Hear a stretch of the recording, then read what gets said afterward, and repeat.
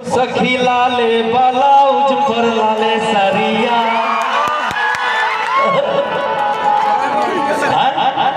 ओ सखी लाले ब्लाउज पर लाले सरिया, जो इनको गिफ्ट दिया है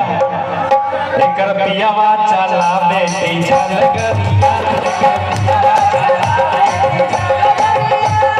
पियावा चला बेटी चल गरिया, सखी लाले ब्लाउज पर लाले सरिया, सखी लाले ब्लाउज पर लाले सरिया,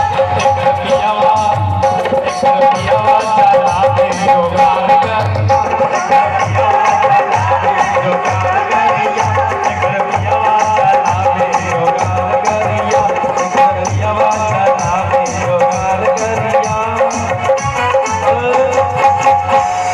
कहना है उषा जी।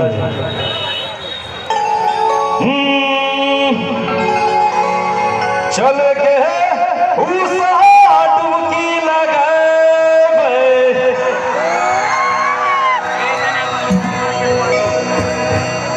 चल के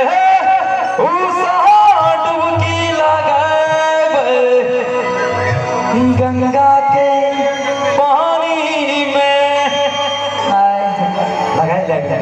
नहीं ठंडा लगे आगे चले गए डुबकी लगाए, आगे गंगा के पानी में आई जैतो निखार गजब तोर चढ़ल जवानी में।